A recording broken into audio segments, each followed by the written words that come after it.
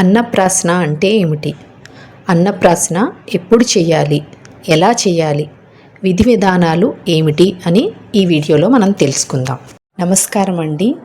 శ్రీ వెంకటేశ్వర జ్యోతిష్యాలయం వీక్షకులకు స్వాగతం. అన్నప్రాసన అంటే శిశువుకు మొదటిసారిగా ఘన ఆహారాన్ని, ముఖ్యంగా అన్నాన్ని తినిపించే పవిత్ర కార్యక్రమం. శిశువు జన్మించిన దగ్గర నుంచి చేసే కార్యక్రమాల్లో అన్నప్రాసన ఒక ముఖ్యమైన సంస్కారం. మనం ఎలాంటి ఆహారం తీసుకుంటామో అలాంటి మనస్సు ఏర్పడుతుంది. అందుకనే మొదటిసారి అన్నం పెట్టేటప్పుడు మంచి ముహూర్తం చూసి పెట్టాలి. ఈ కార్యక్రమాన్నే అన్నప్రాసన అంటారు. అయితే ఈ అన్నప్రాసన ఎలా చేసుకోవాలి, ఎప్పుడు చేసుకోవచ్చు అన్నది నేను ఇప్పుడు చెప్తానండి. ఏ కార్యక్రమమైనా మనము మన ఇంటి ఆచారం ప్రకారం, ఆనవాయితీ ప్రకారం చేయటం ఉత్తమం అండి. పెద్దల్ని కనుక్కొని ఆ విధంగా చేయటం మంచిది. నేను ప్రతిసారి ఈ విషయాన్ని మళ్ళీ చెప్తాను. ఎందుకంటే మన ఆచార వ్యవహారాల్ని మనమే ముందుకు తీసుకువెళ్ళాలి. మనం పాటిస్తేనే మన ముందు తరం వాళ్ళకి మనం అందించగలుగుతాం. అందుకని ఎవరి ఇంటి ఆచారం, కులాచారం ప్రకారం వారు చేయటం ఉత్తమం. ఎవరైతే చేసుకోవాలి అని అనుకుంటున్నారో, వివరం తెలియదనే వారి కోసం శాస్త్రబద్ధమైన పద్ధతి ఏంటి అని నేను ఇప్పుడు చెప్తాను. దాన్ని ఎవరైనా కానీ పాటించవచ్చండి. అన్నప్రాసనకి ఎప్పుడైనా కానీ మన ఇంటి పురోహితుడిని కనుక్కొని కానీ, లేతే దగ్గరలో ఉన్న పూజారి గారిని కనుక్కొని కానీ ముహూర్తం పెట్టించుకోవడం ఉత్తమం అండి. ఎందుకనంటే అన్నప్రాసనకి లగ్నశుద్ధి, దశమశుద్ధి చాలా ముఖ్యం. ఇవన్నీ మామూలుగా చేసుకునే వాళ్ళకంతా తెలియదు కాబట్టి దగ్గరలో ఉన్న పంతులు గారిని అడిగితే ఆయన పంచాంగం చూసి ముహూర్తం పెడతారు. ఈ విధంగా పెట్టించుకుని చేయటం మంచిది. అయితే మాకు వెళ్ళి ముహూర్తం పెట్టించుకోవడం కుదరదు, అందుబాటులో లేదు, లేదా మేము వేరే ప్రాంతాల్లో ఉంటాము, ఇలా ఉండే వాళ్ళందరికీ ఇప్పుడు నేను చెప్పే పద్ధతి చక్కగా పాటించచ్చండి. ఇబ్బంది ఏమీ లేదు. శాస్త్ర ప్రకారం మగపిల్లలకైతే 6వ నెల, 8వ నెల, 10వ నెల, 12వ నెలలో అన్నప్రాసన చేయొచ్చు. అలాగే ఆడపిల్లలకు 7, 9, 11 నెలల్లో అన్నప్రాసన చేయొచ్చు. ఇది కొన్ని ప్రాంతాల వారు ఇలా విడివిడిగా ఆచరిస్తారండి, ఆడపిల్లలకి మగపిల్లలకి. కానీ సాధారణంగా అయితే ఆడపిల్లలకైనా మగపిల్లలకైనా 6వ నెల 6వ రోజున అన్నప్రాసన చేయటం ఉత్తమం అండి. ఆ రోజు ఏ తిథి, ఏ నక్షత్రం, ఏ వారం ఎలా ఉన్నా కూడా 6వ నెల 6వ రోజు అన్నప్రాసన చేయటం అనేది ఒక పద్ధతి. తప్పకుండా అది మనం పాటించవచ్చు. అయితే ఇలా 6వ నెల 6వ రోజు చేసేటప్పుడు మనం ఇంట్లో చేసుకోవడం కన్నా ఏదైనా పుణ్యక్షేత్రంలో కానీ, మన ఇంటి దగ్గరలో ఉన్న ఏదైనా దేవాలయంలో కానీ చేసుకోవడం శ్రేష్టం. ఎందుకంటే ఏ విధమైన మనం ముహూర్తం చూడనప్పుడు, ఈ లగ్నశుద్ధి ఇవన్నీ తెలియనప్పుడు వర్జం దుర్ముహూర్తం లేకుండా చూసుకుని 6వ నెల 6వ రోజున ఏదైనా దేవాలయం, మన ఇంటి దగ్గర ఉన్న గుడిలో కూడా చేసుకోవచ్చండి. దీనికోసం ప్రత్యేకంగా పుణ్యక్షేత్రాలకు వెళ్ళాలి అని ఏమీ లేదండి. ఇంటి దగ్గరలో ఉన్న దేవాలయంలో కూడా చేసుకోవచ్చు. ఇంట్లో చేసుకోవడం కన్నా దేవాలయంలో చేసుకోవడం శ్రేష్టం. ఇలా 6వ నెల 6వ రోజున చేసుకోవడం ఎవరికైతే కుదరదో, ఆ రోజు ఏదైనా ఒక ఇబ్బంది వల్ల చేసుకోవడం కుదరలేదు అన్నప్పుడు ఎప్పుడు చేసుకోవచ్చు అంటే, ఆ తరువాత ఎప్పుడైనా కానీ శుభతిథులు అంటే విధియ, తదియ, పంచమి, సప్తమి, దశమి, త్రయోదశి ఈ తిథులు ఉన్న రోజులు కానీ, సోమవారము, బుధవారము, గురువారము లేదా శుక్రవారము, అలాగే అశ్విని, రోహిణి, పునర్వసు, పుష్యమి, ఉత్తర, హస్త, చిత్త, స్వాతి, అనురాధ, ఉత్తరాషాఢ, శ్రవణం, ధనిష్ట, శతభిషం, ఉత్తరాభాద్ర, రేవతి ఈ నక్షత్రాలున్న ఏ రోజులైనా కూడా అన్నప్రాసన అనేది చేసుకోవచ్చు. అంటే మొత్తం మీద అన్నప్రాసన అనేది మీకు వీలు ఉండి కుదిరితే పంతులు గారిని అడిగి ముహూర్తం పెట్టించుకుని చేసుకోవడం ఉత్తమం అండి.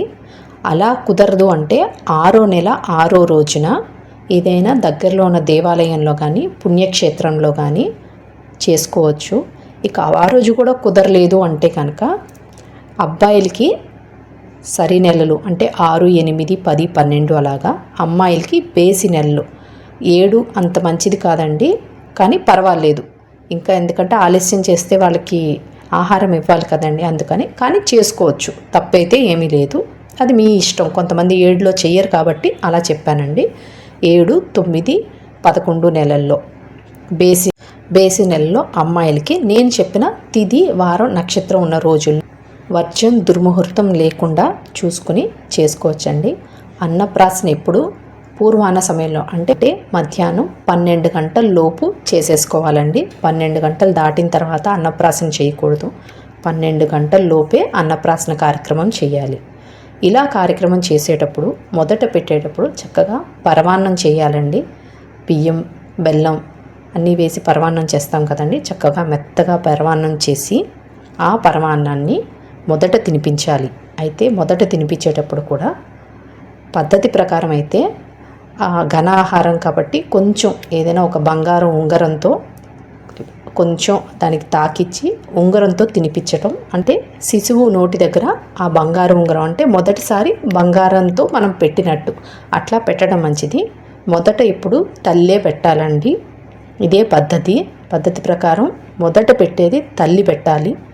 అయితే తల్లి పెట్టిన తర్వాత ఎవరైనా పెట్టచ్చు, కానీ తల్లి పెట్టిన వెంటనే తండ్రి పెట్టడం మంచిది. ఎందుకంటే దంపతుల మధ్యలో మళ్ళీ వేరే వారు పెట్టకుండా తల్లి పెట్టిన తర్వాత తండ్రి కాస్త పెట్టిన తర్వాత మిగతా ఆ తర్వాత మీ అమ్మ, తాతయ్య, అమ్మమ్మ, తాతయ్య, ఇక మీ ఇష్టం, మేనమామ, ఇది ఏ వరుసలో అయినా మీ అనుకూలం బట్టి మీరు పెట్టచ్చండి.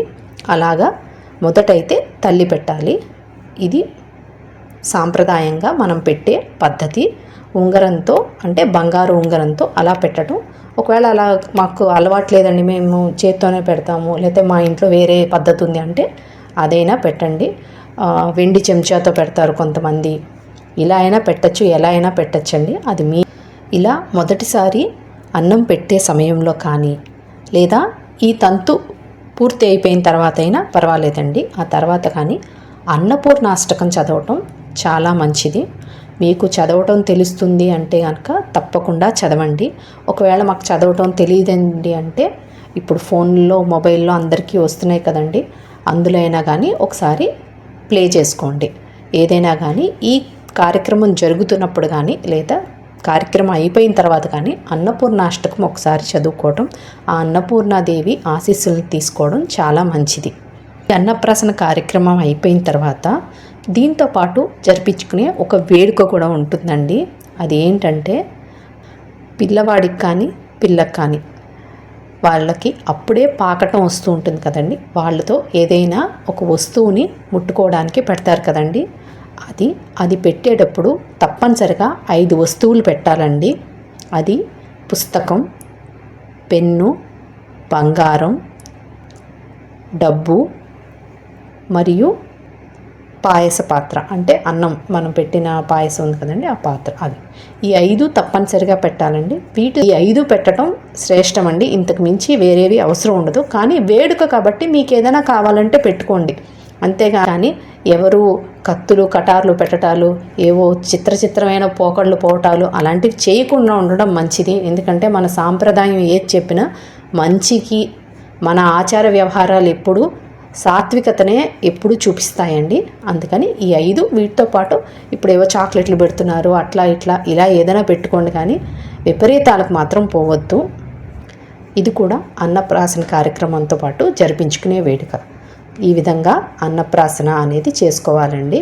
ముహూర్తం పెట్టించుకోవడం కుదిరితే మంచిది, లేదా 6వ నెల 6వ రోజు చేసుకోండి. కుదరకపోతే ఇప్పుడు నేను చెప్పిన శుభ తిథి, వార, నక్షత్రాలను చూసుకుని వర్జం దుర్ముహూర్తం లేకుండా పూర్వాహ్న సమయంలో మధ్యాహ్నం 12 లోపు చేసుకోవడం మంచిది.